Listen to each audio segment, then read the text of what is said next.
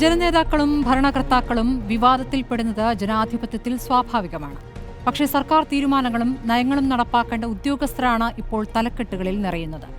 അധികാരത്തിൽ ഇരിക്കുന്നവരും അധികാരത്തിലുള്ള പാർട്ടിയും നന്മയുടെ നിറകുടമെന്ന സമൂഹമാധ്യമത്തിലൂടെ ഒരു IAS ഉദ്യോഗസ്ഥയ്ക്ക് പറയാമോ എന്ന ചർച്ചയാണ് ഇപ്പോൾ നടക്കുന്നത്. വിഴിഞ്ഞം പോർട്ട് മാനേജിംഗ് ഡയറക്ടർ ദിവ്യ എസ് അയ്യർ CPIM കണ്ണൂർ ജില്ലാ സെക്രട്ടറിയായി പോകുന്ന മുഖ്യമന്ത്രിയുടെ പ്രൈവറ്റ് സെക്രട്ടറി KK രാഗേഷിനെ കർണന് പോലും അസൂയ തോന്നും വിധം ഈ KKR കവചം എന്ന് വിശേഷിപ്പിച്ച പോസ്റ്റാണിപ്പോൾ വിവാദമായിട്ടുള്ളത്. ദിവ്യ എസ് അയ്യർക്കെതിരായ സൈബർ ആക്രമണങ്ങൾ അപലപിക്കപ്പെടേണ്ടത് തന്നെയാണ്. അവരെ ശബരിനാഥിന്റെ ഭാര്യയും G കാർത്തികേയന്റെ മരുമകളും മാത്രമായി കാണുന്ന നിലപാടും വിമർശിക്കപ്പെടണം.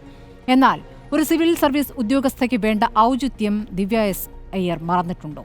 പുകഴ്ത്തലിനെ ഉയർത്തിപ്പിടിക്കുന്നവർ വിമർശനമായിരുന്നുവെങ്കിൽ എന്തു ചെയ്യുമായിരുന്നു എന്നൊരു ചോദ്യം കൂടിയുണ്ട്. വിമർശിച്ച പോസ്റ്റിന് സർക്കാരിന്റെ നോട്ടീസ് ലഭിക്കുമായിരുന്നില്ലേ എന്നൊരു ചോദ്യം കൂടിയുണ്ട്.